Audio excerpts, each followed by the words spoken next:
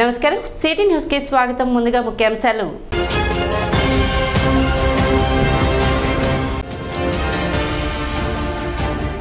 అర్ధరాత్రి అనవసరంగా బయట తిరిగితే చర్యలు తప్పవు డీఎస్పీ జనార్దనరావు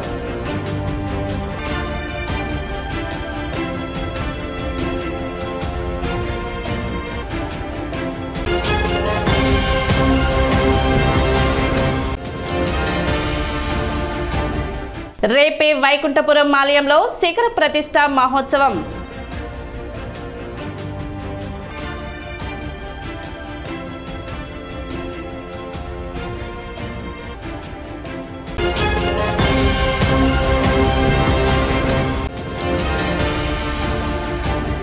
వాహన చోదకులు అన్ని పత్రాలు తమ వద్ద ఉంచుకోవాలి ఆర్టీఓ రాఘవరావు వెల్లడి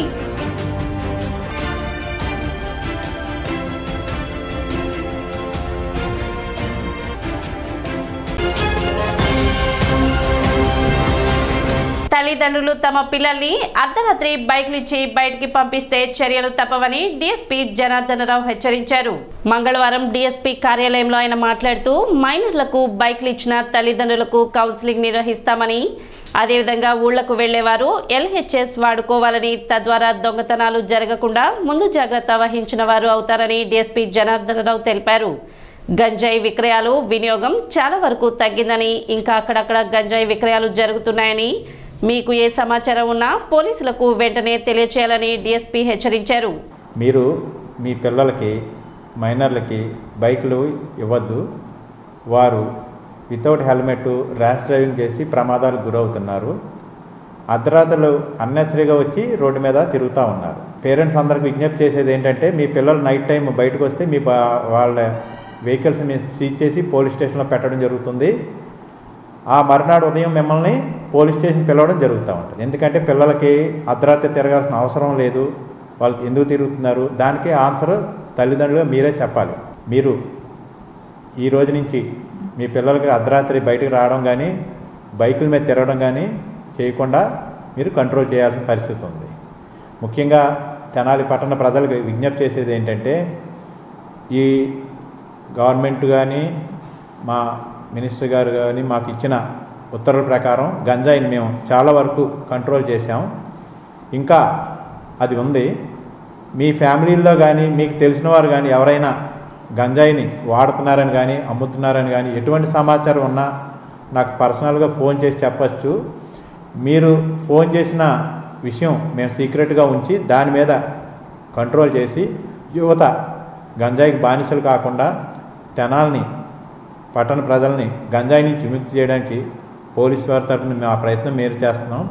ప్రజలు కూడా మీరు భాగస్వాములు అయ్యి మాకు సహకరించాల్సిందిగా విజ్ఞప్తి చేస్తున్నాం. పట్టణ ప్రజలు ఇప్పుడు వైఫై వచ్చింది, దొంగతనాలు జరుగుతూ ఉన్నాయి, ఇళ్ళకి తాళాలు వేసినప్పుడు మాకు చెప్పమని మేము చెప్తున్నాం. మీరు మీ ఇళ్ళకి తాళాలు వేసి వెళ్ళినప్పుడు మాకు చెప్తే మేమే కెమెరాలు ఏర్పాటు చేయడం జరుగుతూ ఉంది. మీ ఇంటిని మేము 24 అవర్స్ కూడా మానిటరింగ్ చేస్తాం. సీసీ కెమెరాలు పెట్టి LHMS locked house monitoring system పెట్టి మీ ఇంటిని మేము పరిరక్షిస్తాం.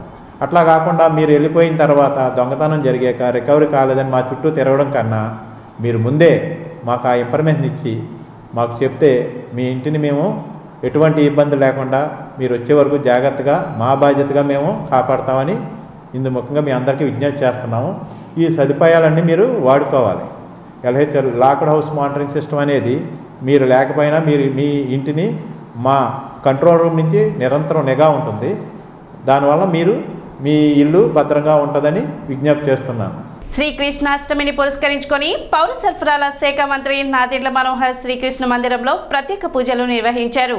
బుర్రెపాలెం రోడ్లోని గోశాల వద్ద ఉన్న శ్రీకృష్ణ మందిరం వద్ద మంత్రి మనోహర్ కు ఆలయ కమిటీ సభ్యులు ఘనస్వాగతం పలికారు. కృష్ణుని విగ్రహానికి పూలమాలలు వేసి ప్రత్యేక పూజలు నిర్వహించారు. అనంతరం గోశాలలోని ఆవులకు మంత్రి పశుగ్రాసం అందజేశారు. కార్యక్రమంలో డీఎస్పీ జనార్దన్, తాడిపోయిన రమేష్, తాడిపోయిన శ్రీనివాసరావు, కౌన్సిలర్ తోట రఘురాం, తోటకూర రమణారావు తదితరులు పాల్గొన్నారు.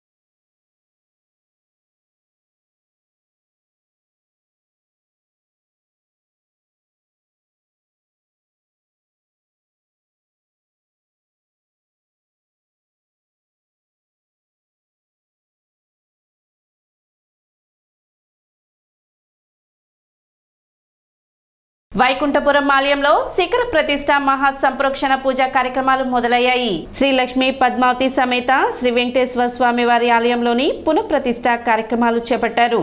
3 రోజుల పాటు ప్రత్యేక పూజలు నిర్వహించి ప్రతిష్ఠ చేశారు. రెండవ రోజు విశ్వక్సేన ఆరాధన, గర్భాలయం, జీవధ్వజం, ఉత్సవ విగ్రహాలు, శిలా విగ్రహాలు, శిఖరాలకు వాస్తు హోమం, పూర్ణాహుతి పూజలు నిర్వహించారు. సాయంత్రం వేళ కూడా ఈ పూజలు కొనసాగాయి. పూజల అనంతరం భక్తులకు అన్నదానం చేశారు. Trust board chairman EO Thimmanaidu, సభ్యులు సునీత, సరస్వతి, వెంకటరమణ, ప్రసాద్, అలహరి రవి తదితరులు పాల్గొన్నారు. వెంకటేశ్వర స్వామి వారి దేవస్థానం గుంటూరు జిల్లాలో 2వ తిరుపతిగా భాసిల్లుతున్నటువంటి వైకుంఠపురంలో శ్రీ స్వామివారి కార్యక్రమాలు 26, 27, 28 తేదీల్లో స్వామివారి కలశ ప్రతిష్టా స్థాపన మరియు మహాసంప్రోక్షణాది కార్యక్రమాలు నిర్వహించడం జరుగుతుంది.